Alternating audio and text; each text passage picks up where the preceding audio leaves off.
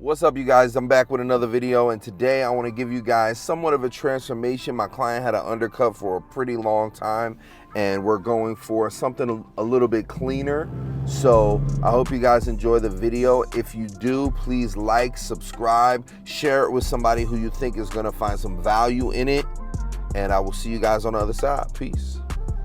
All right, as you can see here, we're doing a consultation with my client, and he has had an undercut for about 6 to 8 months, and he told me he wants to get rid of the undercut, but he still wants to keep some of the hair. So what we're gonna do is start off by wetting the hair and doing a horseshoe parting, separating the top from what's on the side. Now, since it's an undercut, he already has a pretty nice horseshoe parting that I've been doing, separating the top from the side. But what I'm doing is sectioning out the back a little bit higher so that that hair can fall and I can connect it into the side with scissors. It's going to give me a nice foundation to do my scissor cut with, to make sure everything on top has something nice to sit on, but it also is going to give me a great base to fade into when I do my clipper work on the side.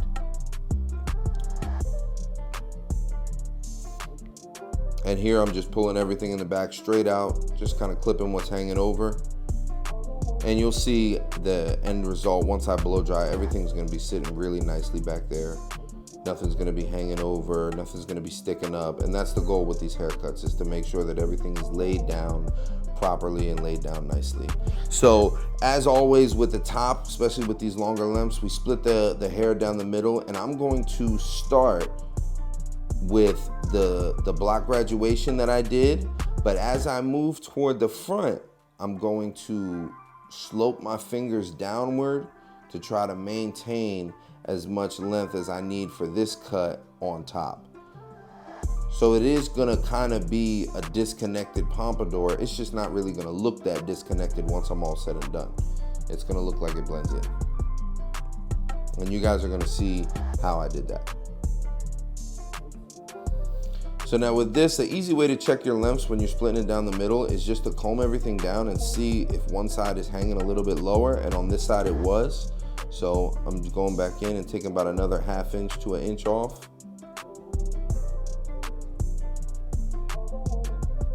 And then we'll check the length and make sure that everything is pretty much laying right where it needs to be. It doesn't need to be perfect because I'm still gonna lift the hair up and cross-check and all that stuff. But we do want our length to be basically even. Now, after we split the hair down the middle and matched it up to the block graduation and followed it all the way to the front, what we need to do is pull all the hair up to the middle, almost like a mohawk. And what that's gonna do is create the shape that we want to have on top. So imagine if you were standing on the side of him and his hair was standing straight up, you would see the hair go from a little bit shorter to a lot longer toward the front, so that we can keep that pompadour look, so that the front is long enough to flip back. Because a lot of times if you were to cut that hair in the front too short, or if you leave the front shorter than the back, it's not going to be long enough to flip up, or it's just going to have so much weight from the back being longer that it doesn't sit up on its own.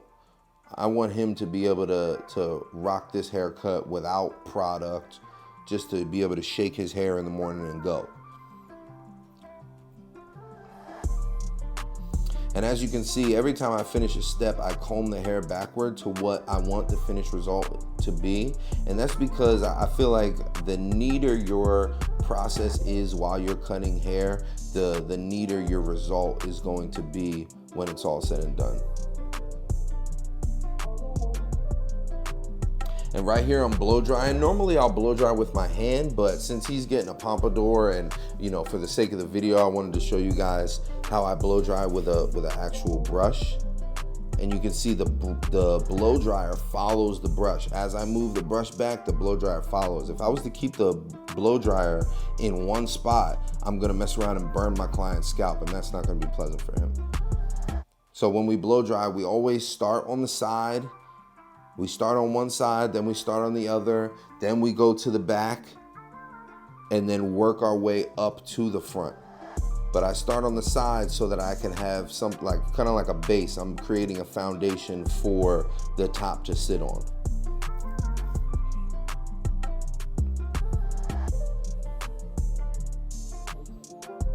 And you guys see it's blended in pretty nicely toward the back, especially once we do the clipper work on the side. You'll see how well it sits.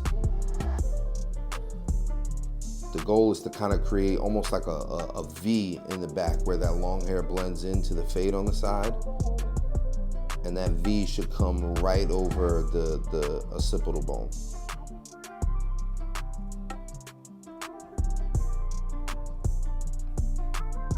All right, now we are taking our number 3 guard and we're gonna debulk all of this hair. I am still trying to leave some bulk in that parietal ridge area. That's gonna give my client the square shape, that masculine shape that's gonna complement his face, make his face look a lot thinner, but it's also going to give the top something to sit on, and it's gonna allow the top, even though it's disconnected, to look like it blends into the side by leaving that little bit of bulk right there. And there is kind of a shelf right now, you can see, but I am gonna clean that up with my scissors later. Now with this fade, I did not use guidelines. We're only fading down to a number 1. So I'm using the fade down technique. I'm going from a number 3 to a number 2 to a 1.5 to a 1 open to a number 1 at the bottom. Now, those guards one needs to be stacked right on top of the other. So if you did the number 3 first, that number 2 should come right up under, almost pass through what we did with the number 3. Then now here's the 1.5. That 1.5 should come right up under and pretty much pass through what we did with the number 2. And you'll be able to see, you know, if you create a line, you could just come back in with the next guard and get that line out. But you see, I'm not digging in with the teeth. The teeth are still floating off of the head, and that allows me to get a kind of a smooth, soft blend. If I was trying to fade down and I was digging in with the teeth, I would just be creating a bunch of lines. So you want to make sure that since the guard is kind of curved, right? You want to be using the heel of the guard, not the teeth.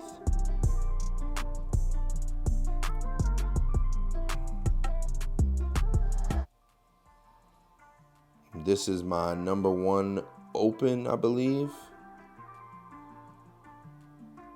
But you can see I got the 1 open all the way up to where like the 2 was, or the 3 almost was. But that allowed, by doing the follow through, that allows me to make sure that it's blended. Even if I was using guidelines, if I have a line and I use my next guard and I'm trying to get that line out and I just keep chipping at the bottom of the line, I'll never get the line out. The purpose of blending is blending one panel or one length into the next. So you have to follow through. A lot of times with new barbers, we get a little scared. We don't want to follow through because we're scared we're going to push the fade too high or mess something up. But once you get to the point where it becomes like, it becomes muscle memory, it becomes easy, you'll realize that following through is really the way you create a clean fade. You have to. This is my 1 closed, I believe. We're knocking off all the hair at the bottom, making sure we get around his ears. And I'll open it up a little bit. If I create a line, I'll just open it right back up and knock the line out. Now the reason I decided to fade down instead of fade up was just because I was hoping that it was gonna save me some time. Also, I wanted to show you guys how I fade down. I just recently started doing the fade down technique maybe like 6 months ago, and right here we're just taking our shears and kind of knocking off that little bit of bulk that's hanging over. You see that shelf right there? We just want to clean that up. Now, a lot of barbers, what they would do is take their thinning shear and attack that weight. But the problem is the thinning shear has the teeth. So what it does is it cuts one hair short and one hair long. But if you've got long hair hanging over short hair that's creating a shelf, and you cut it one hair short, one hair long, you're still gonna have long hair hanging over the short hair. What you need is a regular shear to clip at the ends and make sure that everything is the same length. And right here with the taper in the back, is very simple. Since we're only tapering to a 1, I used the blade close, opened it up notch by notch, and then my half guard, and it blends right into the 1 closed.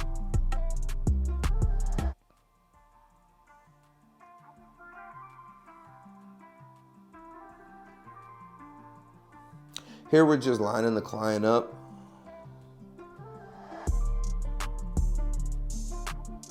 Making sure that the hair behind his ears is cleaned up. Making sure that, you know, we line up that taper area so that it kind of pops a little bit.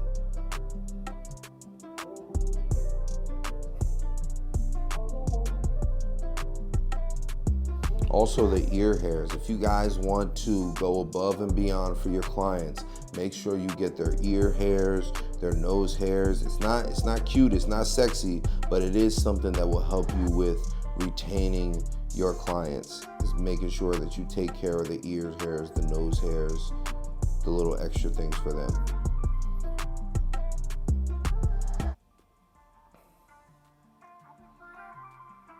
And here I'm just going in with the razor, just kind of sharpen up the lines that I made. And this is my Jack Dean Pompadour comb. Look at the texture that it's bringing out in the hair. Not because we use finish shears or point cutting, all just because it's layered properly. Look at that, he looked rough. 8 months worth of a man bun. Dude told me he wanted to go for the Viking look. But now he wanted to clean it up.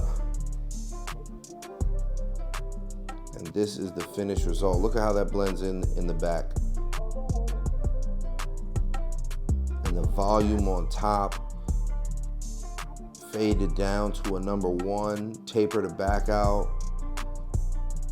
This haircut was done in like 35 minutes. I hope y'all enjoyed that video, and if you did, please like, subscribe, hit the share button, hit that bell notification button so you can get notified anytime I drop new videos on the channel. I'm gonna be dropping some new videos this week.